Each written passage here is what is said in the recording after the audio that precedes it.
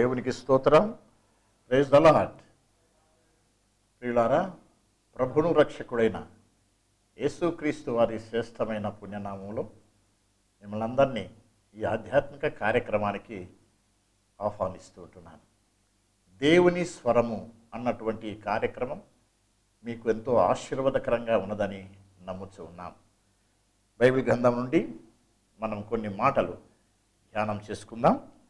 2వ కొరింథీయులకు రాసిన పత్రిక 7వ అధ్యాయం 1వ వచనంలో ఈ రీతిగా వ్రాయబడి ఉంది. ప్రియులారా, మనకు ఈ వాగ్దానములు ఉన్నవి గనుక దేవుని భయముతో పరిశుద్ధతను సంపూర్తి చేసుకొనుచు శరీరమునకును ఆత్మకును కలిగిన సమస్త కల్మషం నుండి మనలను పవిత్రునుగా చేసుకుందాము. ప్రియ సహోదరుడా, సహోదరి, అయ్యా, పాప, తమ్ముడు, ఈ చివరి దినాల్లో విశ్వాసముగా మనం కలిసినప్పుడు బాగున్నారా అని పిలుచుకున్నట్టు కంటే పరిశుద్ధంగా ఉన్నారా అని పిలుచుకోవడం ఎంతో మేలు. ఎందుకంటే ఈ చివరి దినాల్లో, అంత్య దినాల్లో, అపాయకరమైన దినాల్లో, దుర్దినాల్లో ఉన్నాం మనం. ఆధ్యాత్మిక పొల్యూషన్ ఎంతో పొల్యూట్ అయిపోయింది. లోకమంతా కూడా చెడుగుతో, అపవిత్రతతో, పాపముతో, శాపముతో నిండినటువంటి లోకంలో మనం జీవిస్తూ ఉన్నాం. పరిశుద్ధంగా జీవించడం మృగ్యమైపోయింది. పరిశుద్ధంగా జీవించగలమా అన్నటువంటి ఒక క్వశ్చన్, ఒక ప్రశ్న మన హృదయంలో కలుగుతుంటుంది అనేకసార్లు. ప్రారంభంలో ఉన్నటువంటి ఆత్మీయ విలువలు నేడు లేవు. స్పిరిచువల్ స్టాండర్డ్స్ అన్ని కూడా పడిపోయాయి. క్రైస్తవ్యంలో లోకం వచ్చేస్తూ ఉంది, రాజకీయం వచ్చేస్తూ ఉంది. లోకంలో ఉన్న మాలిన్యమంతా కూడా క్రైస్తవ సంఘంలోనికి ప్రవేశిస్తూ ఉంది. సంఘము కూడా కలుషితం అయిపోతూ ఉంది. క్రీస్తు సంఘంలోనికి ఎన్నెన్నో వచ్చేస్తున్నాయి. విరోధ భావాలు, భేదాలు, భిన్నాభిప్రాయాలు, వర్గ పోరాటాలు, కక్షలు, కార్పణ్యాలు దేవుని బిడ్డల మధ్య ఏలుతూ ఉన్నాయి ఈ దినాల్లో. 93వ దావీదు కీర్తన 5వ వచనంలో పరిశుద్ధతయే నీ మందిరమునకు అనుకూలము అని వ్రాయబడింది. కానీ ఆ మాటకు అర్థమై లేకుండా పోతుంది. కనుక 2వ కొరింథీ 7:1 వ్రాయబడిన ప్రకారం దేవుని భయముతో పరిశుద్ధతను సంపూర్తి చేసుకొనుచు శరీరమునకును ఆత్మకు కలిగిన ప్రతి విధమైన కల్మషం నుండి మనము పరిశుద్ధపరచుకుందాము అని దేవుని వాక్యం మనల్ని హెచ్చరిస్తుంది. అపవిత్రతతో, పాపముతో, చెడుగుతో, అజితేంద్రియముతో నింపబడినటువంటి ఈ లోకములో పరిశుద్ధంగా జీవించడం సాధ్యమా అని అనుకోవచ్చు, సందేహం రావచ్చు. కానీ సాధ్యమే అని దేవుని వాక్యం సెలవిస్తూ ఉంది. మనం ఆరాధించే దేవుడు పరిశుద్ధుడు గనుక సమస్త ప్రవర్ధన యందు మీరును పరిశుద్ధులై ఉండుడని 1 పేతురు రాసినటువంటి పత్రిక 1వ అధ్యాయం 15 నుంచి 18 వచనంలో మనం హెచ్చరించబడుతూ ఉన్నాం. పరిశుద్ధత కొరకైనటువంటి వాంఛ, ఆశ, ప్రయత్నము ఉండాలే కానీ మనం కూడా పరిశుద్ధముగా మనగలుగుతాం, ఉండగలుగుతాం, పరిశుద్ధతను సంపూర్తి చేసుకోగలుగుతాం. పరిశుద్ధంగా జీవించుటకు పరిశుద్ధ గ్రంథమైన బైబిల్ నందు దేవుడు ఎన్నో ఏర్పాట్లు, వనరులు, సదుపాయాలు ఎన్నో చేసి ఉంటున్నాడు. అవేవో కొన్ని ఈ దినం మనం ధ్యానం చేద్దాం. పరిశుద్ధంగా మనం ఉండగలుగుటకు దేవుడు చేసినటువంటి ఏర్పాట్లు. నెంబర్ 1, హెబ్రీయులకు రాసిన పత్రిక 12వ అధ్యాయం 12వ వచనంలో, 13వ అధ్యాయం 12వ వచనంలో యేసు కూడా తన స్వరక్తము చేత మనల్ని పరిశుద్ధపరచుటకై గవిని వెలుపట ఆయన శ్రమ పొందినని వ్రాయబడి ఉన్నది. అపవిత్రులమై, జన్మ కర్మ పాపులమై, కేవలం నిత్య నాశనానికే, నరకానికే పాత్రులమైనటువంటి మనల్ని తన బిడ్డలుగా చేసుకున్నటకై దేవాది దేవుడు తండ్రి రొమ్ములో ఉన్నటువంటి అద్వితీయ కుమారుని యేసుక్రీస్తు ప్రభు ఈ లోకానికి మనల్ని పరిశుద్ధపరిచి పరలోక రాజ్యానికి వారసులుగా చేయుటకై ఈ భూముఖాన 2018 సంవత్సరం క్రితం పాలస్తీనా దేశంలో బెత్లెహేం గ్రామంలో, భూమండలానికి కేంద్రస్థానమైనటువంటి ఆ గ్రామంలో జన్మించి మనందరినీ కూడా పరిశుద్ధపరచుటకు, పరలోక రాజ్య వారసులుగా చేయుటకై ఏ పాపమెరుగని పావనమూర్తి మన కోసం పాపముగా చేయబడి శాపగ్రాహిగా వేలాడి మన రోగములు మన వ్యసనము భరించి వ్యసనాక్రాంతుడుగా చూడనొల్లని వాడుగా అక్రమకారుల మధ్య ఒకడుగా మొత్తబడిన వానిగా ఎంచబడి అన్యాయపు తీర్పు నుండి కొనపోబడి గొల్గొతా కొండపైన కలవరిలో ఆ శిలువ పైన మన కోసమై పాపములైన మన కోసం పాపముగాను శాపగ్రస్తులమైన మన కోసం శాపముగాను మార్చబడి పాపం మరణముల నియమం నుంచి మనల్ని విడిపించి మనకు ముక్తిని సద్గతిని అనుగ్రహించుటకు మనల్ని పరిశుద్ధపరచుటకు తన ప్రశస్తమైన అమూల్యమైనటువంటి నిర్దోషమైన నిష్కలంకమైన గొర్రెపిల్ల వంటి రక్తమును యేసుక్రీస్తు ప్రభు శిలువలో చిందించాడు. మనం పరిశుద్ధపరచబడాలి, పరిశుద్ధంగా ఉండగలగాలి, ఆ పరిశుద్ధ రాజ్యమునకు మనం వెళ్ళాలి. పరిశుద్ధుడైన దేవుని యొక్క సముఖములో కూర్చొని యుగయుగములో ఆయన్ను ఆరాధించాలి అనేటువంటి పరిశుద్ధమైన వాంఛ కోరిక ఉంటే ఆ శిలువలో నీ కోసమై వేలాడుతూ రక్తసిక్తమైన దేహముతో ఆయన రక్తము చిందిస్తున్నటువంటి యేసు ప్రభు పాదాల దగ్గర చేరి, ప్రభువా నేను పాపిని, నన్ను పరిశుద్ధపరచుము నాయన. నా నిమిత్తమై గవిని వెలుపట శ్రమ అనుభవించావు. ఎక్కడో గవిని వెలుపట పాపపు కుష్టుతో పడి ఉన్న నన్ను దేవుని ఇంటిలోనికి తీసుకుని రావటానికి, పరలోక రాజ్యంలోనికి నన్ను చేర్చటానికి దేవా నీవు నా కోసమై గవిని వెలుపట శిబిరం వెలుపట నా కోసమై శ్రమ అనుభవించి శిలువమురాలుపైన నీ ప్రాణమును బలిగా చేసి రక్తము చిందించావు. దేవా నన్ను కడుగంటే దేవుడు నిన్ను పరిశుద్ధపరుస్తాడు. చెల్లి, తమ్ముడు, మా అయ్యా, పాప ఆలోచన చేయి. దుమ్ములో ఆడుకుంటుంది ఒక బిడ్డ, మురికి పూసుకునింది, బట్టలన్నీ మురికైపోయాయి. దాన్నే పోయే వాళ్ళంతా కూడా అయ్యో ఆ అమ్మాయి మురికి చేసుకుందమ్మా, ఆ అమ్మాయి రొచ్చులో పడిపోయింది, రోతలో పడిపోయింది, కాలువలో పడిపోయింది, సైడ్ కాలువలో పడిపోయింది అంటున్నారు. కానీ ఎవరు కూడా ఆ అమ్మాయిని రక్షిద్దాం, పైకి తీద్దాం అని ఆలోచన చేయలేదు. అలాంటప్పుడు వంట చేసుకుంటుంది తల్లి ఇంట్లో, పరుగున వచ్చి మురికి అంటించుకున్నటువంటి బిడ్డను అమాంతంగా ఎత్తుకునింది, హత్తుకునింది గుండెలపైకి, బాత్రూంలోకి తీసుకువెళ్ళింది, సబ్బు రాసింది, కడిగింది, టవాలు తీసుకొని పరిశుద్ధపరిచింది. అది తల్లి ప్రేమ. తల్లి ప్రేమ కంటే, తండ్రి ప్రేమ కంటే, లోకంలో ఎవరి ప్రేమ కంటే కూడా అతీతంగా నీ దేవుడు నిన్ను ప్రేమించి తన ప్రియకుమారుని యేసుక్రీస్తు ప్రభువును ఈ లోకానికి నిన్ను పరిశుద్ధపరచుటకై, పరిశుద్ధమైన జీవితము నీకు ఇచ్చుటకై ఆయన ఈ లోకానికి యేసయ్యను పంపించాడు. ఆ ప్రియుడు చేసినటువంటి ఆ పుణ్య బలియాగమందు నువ్వు విశ్వసించినట్లయితే నీ జీవితం ఆపాదమస్తకం పరిశుద్ధపరచబడుతుంది. ప్రియుడా, ప్రియ సహోదరి, ఎఫెసీ 1:7 ప్రకారం ఆ ప్రియుని యందు ఆయన రక్తం వలన మనకు పాప క్షమాపణ కలిగి ఉన్నదని వ్రాయబడి ఉంది. మొదటి యోహాను పత్రిక 1:7 యేసు రక్తం ప్రతి పాపం నుంచి మనల్ని పవిత్రపరచును అని. ఎప్పుడు తెలుసా? అదే అధ్యాయం 9 మన పాపములను మనం ఒప్పుకున్నట్లయితే ఆయన నమ్మదగిన వాడు, నీతిమంతుడు కనుక మన సమస్త దుర్నీతి నుంచి మనల్ని కడిగి పవిత్రులుగా చేయనని దేవుని వాక్యం సెలవిస్తూ ఉంది. ప్రకటన 1:6 ఆయన మనల్ని ప్రేమించి మన పాపం నిమిత్తమై తన రక్తము చేత మనల్ని పాపం నుంచి విడిపించను అన్నటువంటి మాటను మనం అక్కడ చూడగలుగుతాం. కాబట్టి నువ్వు పరిశుద్ధమైన జీవితం జీవించాలి, పరిశుద్ధతలో సంపూర్ణుడు కావాలి, పరిశుద్ధతను సంపూర్తి చేసుకుని ఆ పరిశుద్ధమైన రాజ్యం కోసం సిద్ధపడాలంటే నీకు యేసుక్రీస్తు ప్రభు మినహాయిస్తే ఈ లోకంలో ఎవరు నీకు దిక్కులేరు. ఆయన ఒక్కడే దిక్కు, ఆయన ఒక్కడే రక్షకుడు, ఆయన ఒక్కడే నీ పాపాలు భరించినవాడు, నీ శాపాలు వహించుకున్నవాడు, నీకు బదులుగా ప్రత్యామ్నాయంగా నీ స్థానంలో నీ కొరకు బలి అయిపోయి నీ శిక్షను తాను భరించి నిన్ను విడుదల చేసి తన ప్రశస్తమైన అమూల్యమైనటువంటి రక్తమును జీవమునంతా నీ కోసం చిందించిన వాడు యేసు ప్రభు. రక్తమును ఆశ్రయించు, యేసు ప్రభును శరణు వేడు, శిలవ నీడను ఆశ్రయించి ప్రభువా శరణు శరణు, నన్ను క్షమించు, నీ రక్తంతో కడుగు ప్రభు అంటే కడుగుతాడు. అపాదమస్తకం నీ జీవితాన్ని పరిశుద్ధపరుస్తాడు, నీ పేరు జీవగ్రంథంలో లిఖిస్తాడు, పరిశుద్ధుడైనటువంటి యాజకుడిగా నిన్ను చేస్తాడు. ప్రియుడా, ప్రియ సహోదరి, రెండవదిగా మనల్ని పరిశుద్ధపరచుటకు దేవుడు మనకు అనుగ్రహించినటువంటి సదుపాయం బైబిల్ గ్రంథంలో ఏమిటంటే దేవుని యొక్క వాక్యం. 1 తిమోతి రాసిన పత్రిక 4వ అధ్యాయం 5వ వచనంలో ఈ రీతిగా వ్రాయబడింది, దేవుని వాక్యం వలనను ప్రార్థన వలనను పవిత్రులమై ఉండగలమని అక్కడ వాక్యం సెలవిస్తూ ఉంది. ఈ గ్రంథం దేవుని యొక్క వాక్కులు కలిగినటువంటి పరిశుద్ధ గ్రంథం. ఈ గ్రంథం పేరు పరిశుద్ధ గ్రంథము.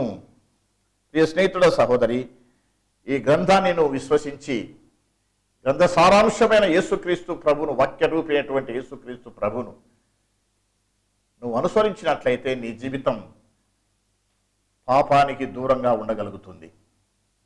దేవుని వాక్యం రాయబడింది 119 దావీదు కీర్తన 9వ వచనంలో, ఎవరు దేని చేత తమ నడతను శుద్ధి చేసుకుందరు, నీ వాక్యమును ధ్యానించుట చేతనే కదా.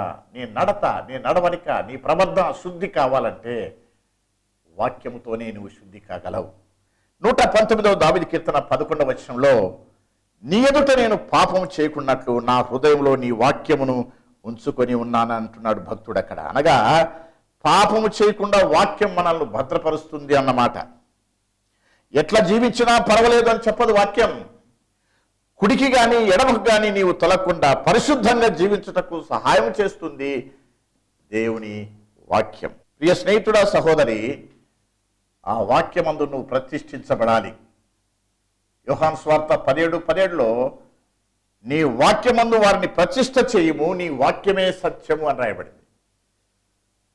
అయితే పరిశుద్ధమైనటువంటి వాక్యమునందు నీ జీవితాన్ని ప్రతిష్ఠించుకున్నప్పుడు, ప్రతిష్టగా ప్రత్యేకించబడడం, ఎప్పుడైతే లోకము నుంచి వాక్యము ద్వారాను నిన్ను ప్రత్యేకించుకొని మూర్ఖులకు, ఈ తరం వారికి రక్షణ పొంది అపోస్తుల బోధ యందు, సహవాసమందు, రొట్టె విరుచుట యందు, ప్రార్థన చేయట యందు ఎడతెగకుండా ఎదుగుతూ ఉంటావో ఆ పరలోక రాజ్యానికి సమృద్ధి అయిన ప్రవేశాన్ని నువ్వు పొందగలుగుతావు. ఎఫెసీ 5:27లో, కలంకమైనను ముడతైనను మరి అట్టిది ఏదైనా లేక పరిశుద్ధమైనది గాను, నిర్దోషమైనది గాను, నిరపరాధమైనటువంటి సంఘముగా, అనగా సంఘం అనగా నిన్ను నన్ను తన ఎదుట నిలబెట్టుకున్నటకై దేవుడు వాక్యముతో ఉదక స్నానము చేత మనల్ని పవిత్రపరుస్తున్నాడు. ఉదకమనగా నీరు, వాక్యమనే నీరు చేత నిన్ను నన్ను పవిత్రపరచుటకు ఇష్టపడుతున్నాడు ప్రభు అయినటువంటి యేసుక్రీస్తు వారు. కాబట్టి దేవుని వాక్యము ద్వారా పరిశుద్ధుడుగా నీ ఉండగలుగుతావు. దేవుని వాక్యం నిన్ను పరిశుద్ధపరుస్తుంది. వాక్య ఉదకము చేత ప్రతిదినం కడగబడుతూ, నిర్మలపరచబడుతూ, పరిశుద్ధతను సంపూర్తి చేసుకుంటూ ముందుకు సాగవలసిన వారమై ఉంటున్నాం. మూడవదిగా, అదే 1 తిమోతి 4:5లో, ప్రార్థన ద్వారా పరిశుద్ధత. ఎవరు ఎక్కువసేపు ప్రార్థన చేస్తూ ఉంటారో ప్రార్థన చేసే వారి జీవితాలు పాపమునకు దూరంగా ఉంటాయి. ప్రార్థన చేస్తున్నటువంటి వారు పాపము చేయలేరు.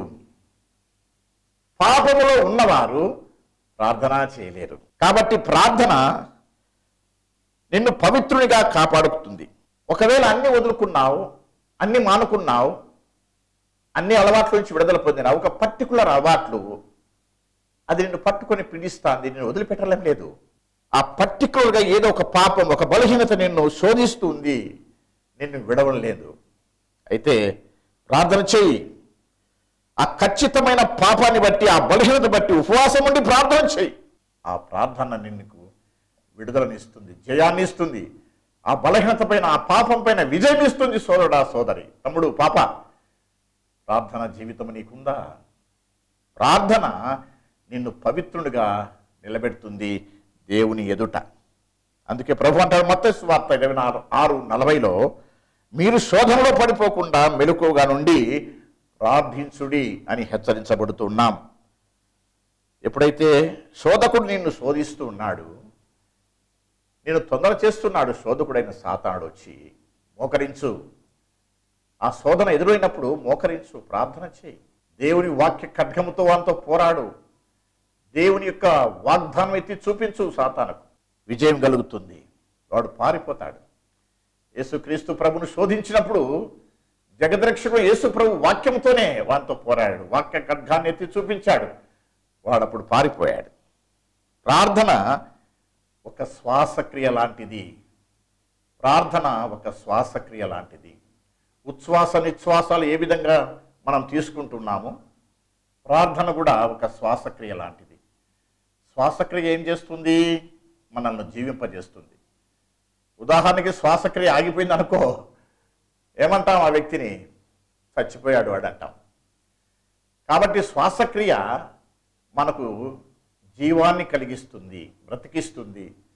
రెండవది, శ్వాసక్రియ మన రక్తమును శుద్ధీకరిస్తుంది.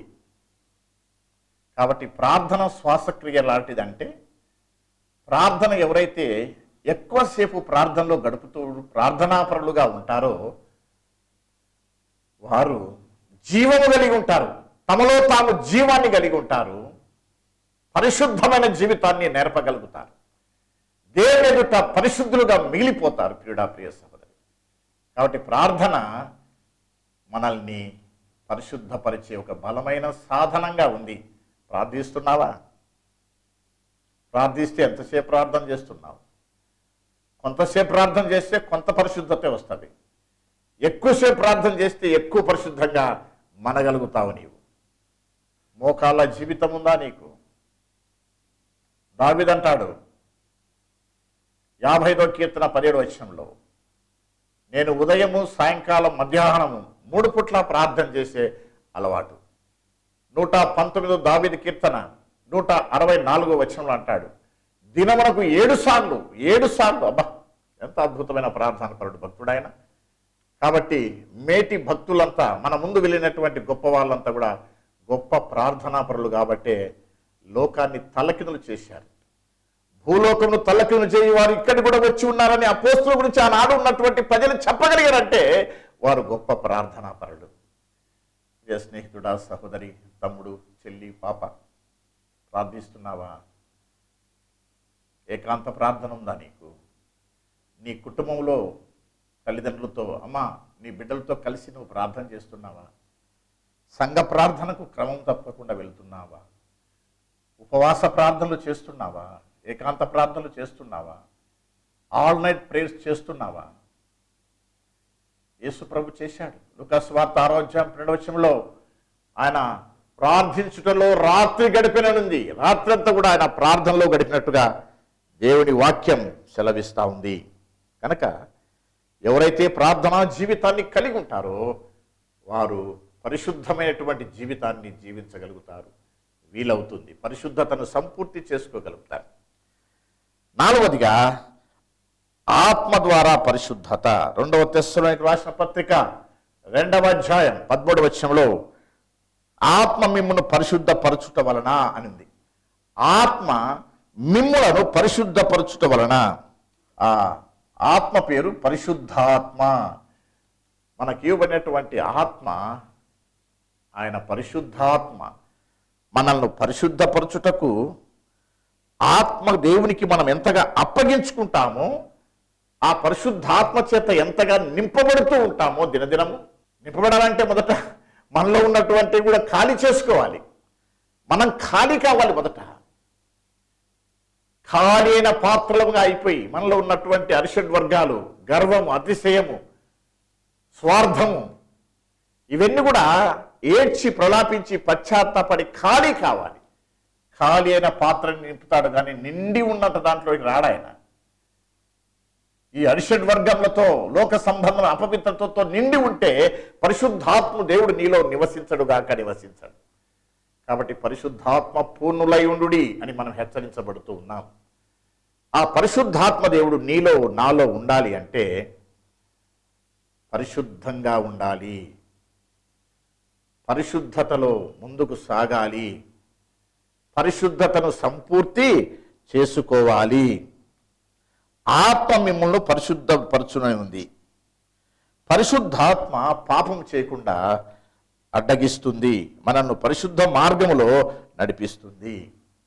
1 కొరింథీయులకు రాసిన పత్రిక 3వ అధ్యాయం 16వ వచనంలో మీరు దేవుని ఆలయమై ఉన్నారనియు దేవుని ఆత్మ మీలో నివసించుచున్నాడనియు మీరు ఎరుగరా? ఎవడైనను దేవుని ఆలయమును పాడు చేసినట్లయితే దేవుడు వారిని పాడు చేయును. కాబట్టి ప్రియ స్నేహితుడా, సహోదరి, నువ్వు పరిశుద్ధంగా ఉండాలి అంటే అసలు మొదట నీవే దేవుని ఆలయమని నీవు గుర్తెరిగావా? నీ హృదయము దేవుని యొక్క ఆలయం. నీ హృదయ పీఠం పైన పరిశుద్ధుడైన దేవుణ్ణి వసింపజేసుకొని ఆహ్వానించి నీవు ఆయన్ను ఆరాధిస్తున్నావా? సమృద్ధిగా ఆత్మ పూర్ణుడవై ఆత్మ పూర్ణురాలవై పరిశుద్ధాత్మ యొక్క అభిషేకముతో జీవిస్తూ ఉన్నవారు పరిశుద్ధంగా ఉండగలుగుతారు. 1 కొరింథీయులకు రాసిన పత్రిక 6వ అధ్యాయం 19వ వచనంలో మీ దేహము దేవుని వలన మీకు అనుగ్రహింపబడి మీలోనున్న పరిశుద్ధాత్మకు ఆలయమై ఉన్నదని మీరు ఎరుగరా అంటాడు. మీ దేహము దేవుని వలన మీకు అనుగ్రహించబడింది, తల్లిదండ్రుల వలన కాదు.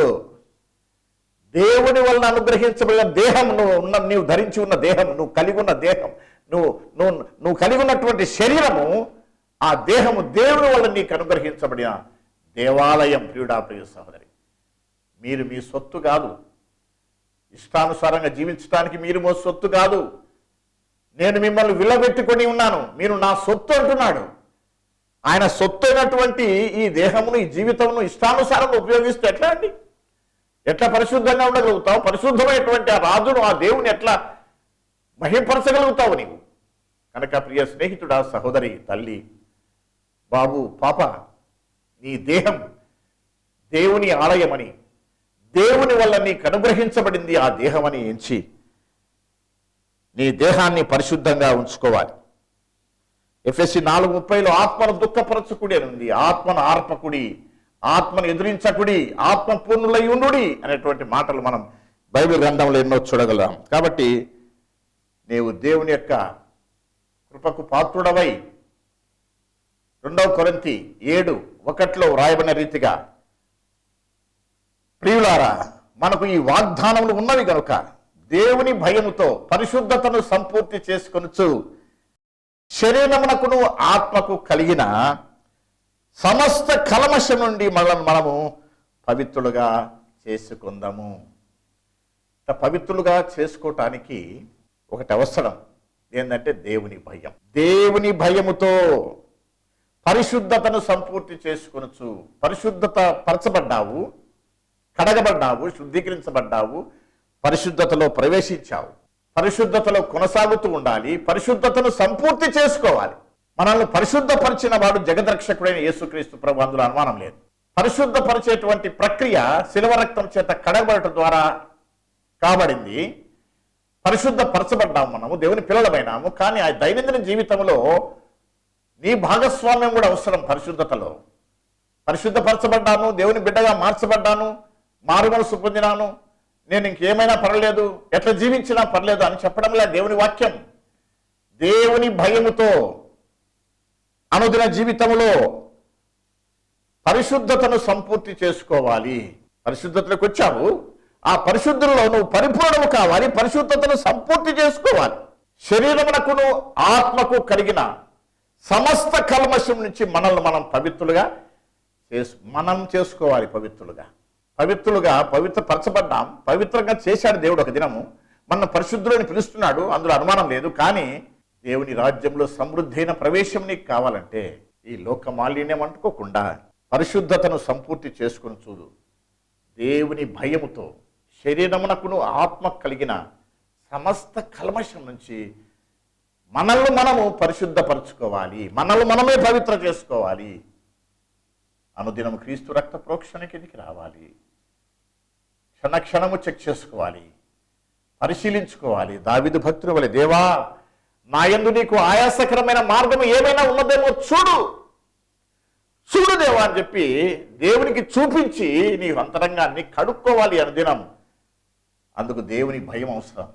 దేవుని భయముతో పరిశుద్ధతను సంపూర్తి చేసుకొనుచు శరీరమునకును ఆత్మకు కలిగిన సమస్త కల్మషం నుంచి మనల్ని మనము పవిత్రపరుచుకుందాము. ఈ రీతిగా దేవుని ఎదుట మనం పరిశుద్ధంగా జీవించగలుగుతూ పరిశుద్ధతను సంపూర్తి చేసుకొనుచు ఆ పరమ పవిత్రుడైనటువంటి ఆ పరిశుద్ధ రాజ్యంలోనికి సమృద్ధి అయిన ప్రవేశం మనం పొందాలి అంటే, ప్రియ స్నేహితుడా, సహోదరి, అందుకు దేవుడు పరిశుద్ధ గ్రంథంలో పరిశుద్ధమైన జీవితం జీవించడానికి ఎన్నో వనరులు ఏర్పాటు చేశాడు. నెంబర్ 1, యేసు రక్తం నిన్ను పవిత్రునిగా పరిశుద్ధునిగా చేస్తుంది. రెండవది, ఆయన వాక్యము నిన్ను పవిత్రపరుస్తుంది.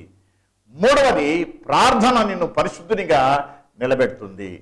నాలుగవదిగా ఆత్మ, పరిశుద్ధాత్మ ద్వారా మిమ్మల్ని మీరు ఆయన ఆత్మ మిమ్మల్ని పరిశుద్ధపరచును అన్న వాట 2 తెస్సలోనిక 2:13 మనం ధ్యానం చేశాం. కాబట్టి ఈ 4 వనరులను, సదుపాయములను, ఏర్పాట్లను మనం వినియోగించుకొని దేవుని ఎదుట నిష్కల్మషమైన వారముగా, నిరపరాధులముగా, కలంకం లేని వారముగా, పరిశుద్ధమైన సంఘముగా ఆయన ఎదుట ఒక దినం ఎత్తబడే వారంగా పరిశుద్ధతను సంపూర్తి చేసుకొనుచు ముందుకు సాగిపోదాం. దేవుడి మాటలను దీవించును గాక. ప్రార్థన చేస్తాం. తండ్రి, ఇంతవరకు మీ సన్నిధి మాకు అనుగ్రహించి ఈ భయంకరమైన పాపిష్టి లోకంలో ఏ విధంగా పరిశుద్ధముగా మేము ఉండగలమో, పరిశుద్ధ జీవితాన్ని ఏ విధంగా నెరపగలమో అనే సత్యాలను 4 విషయాలు మీరు మాతో మాట్లాడారు.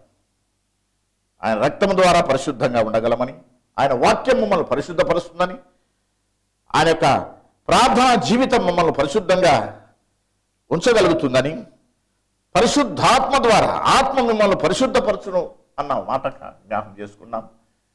ఈ వనరులు ఉపయోగించుకొని మీ ఎదుట పరిశుద్ధంగా మిగిలిపోవటానికి సహాయం చేయమని యేసునామమున ప్రార్థించి వేడుకుంటున్నాము తండ్రి.